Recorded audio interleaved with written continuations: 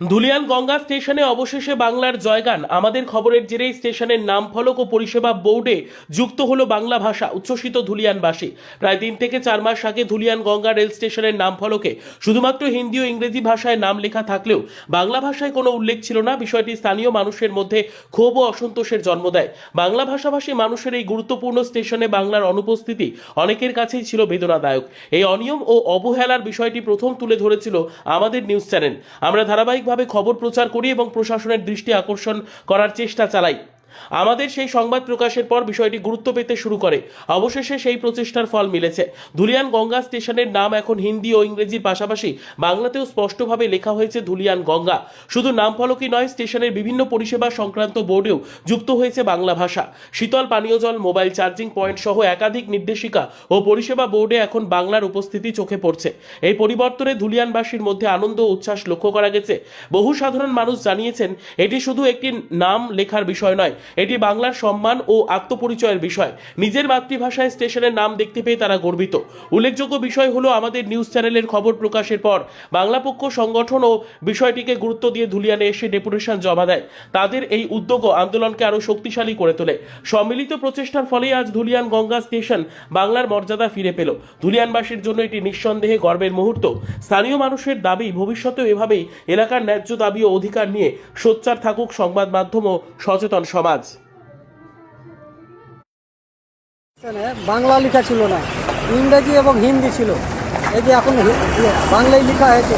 আপনার ধুলিয়ানে ইংরেজি বাংলা ছিল না, হ্যাঁ ইংরেজি ছিল, তো বাংলা লাগছে। খুব আনন্দ, জানলেন, প্রচুর আনন্দ আমার কি। এর আগে আমরাই খবর করে গিয়েছিলাম, তখন বাংলা ছিল না। বাংলা ছিল না তখন, আপনারা দাবি রেখেছিলেন। দাবি রেখেছিলাম যে হয়েছে, বাংলা লাগালছে, খুব আনন্দ।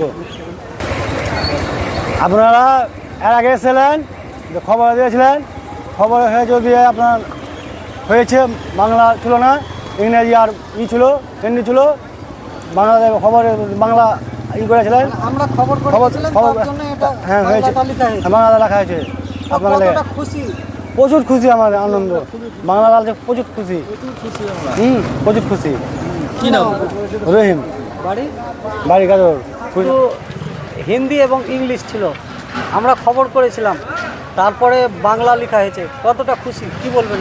বাংলা লেখা হয়েছে, এটাতে আমরা খুব খুশি, এলাকাবাসী খুবই খুশি। আমরা ধুলিয়ানের আশেপাশে বাসিন্দা, আমি উত্তর মহাদেবনগর বাসিন্দা। আশেপাশে যেমন রয়েছে আপনার মহাদেবনগর গ্রাম পঞ্চায়েত রয়েছে, হ্যাঁ, তারপরে মালুনচা গ্রাম পঞ্চায়েত রয়েছে, গাজীনগরের বাসিন্দা রয়েছে, ধুলিয়ান পৌরসভার অনেক বাসিন্দা রয়েছে, শামসেরগঞ্জের এদিকে তিনপাকুড়ি থেকে শুরু করে ভাষাবাইগড় থেকে শুরু করে অনেক বাসিন্দা রয়েছে, যারা সবাই বাঙালি। তো বাঙালির ক্ষেত্রে বাংলা লেখাটা খুবই অতি প্রয়োজন ছিল। হ্যাঁ, আমরা যখন আজ থেকে 3 মাস আগে দেখলাম, যখন নতুন ফ্ল্যাগটা দিল, ওই আপনার সাইনবোর্ডটা দিল, শুধু ইংরেজি ছিল ধুলিয়ান গঙ্গা, ওইদিকে হিন্দি ছিল ধুলিয়ান গঙ্গা।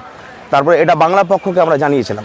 বাংলা পক্ষ যে অল ওভার ওয়েস্ট বেঙ্গলে যে সংগঠন রয়েছে আমাদের, সেই সংগঠনে জানিয়েছিলাম। ওনারা তারপরে একটা ডেপুটেশন এখানে আমাদের ম্যানেজার সাহেবকে দিয়েছিলেন। সেই ডেপুটেশনে আমি একটা অংশগ্রহণ করেছিলাম।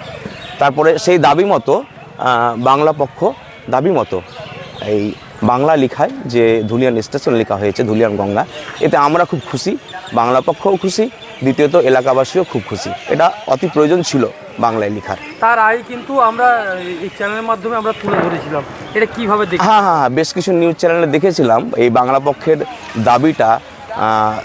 অনেকগুলো নিউজ পোর্টাল, ইউটিউব থেকে শুরু করে অনলাইন নিউজ পোর্টালে দেওয়া হয়েছিল। আপনাদেরও এই আপনাদের যে নিউজ 24, তারপরে আরও কি রয়েছে, টাইমস ইন্ডিয়া, সবটাই দেওয়া হয়েছিল। এতে কিছুটা হলেও কিন্তু হাইলাইটটা হয়েছে। হ্যাঁ, ধুলিয়ান গঙ্গার যে স্টেশন রয়েছে, রেলের যে স্টেশন ম্যানেজার রয়েছে, সেন্ট্রাল গভর্নমেন্টের কাছে বার্তাটা পৌঁছেছে। এতে আমরা অত্যন্ত আপনাদেরকেও ধন্যবাদ জানাচ্ছি, আপনাদের নিউজ পোর্টালকে অনেকটা ধন্যবাদ জানাচ্ছি। এতে কিছুটা হলেও আমাদের লাভবান হয়েছি আমরা। মোহাম্মদ আশফাক হোসেন, বাড়ি আমার মহাদেবনগর, আমি শিক্ষক, ওই প্রাইমারি স্কুল।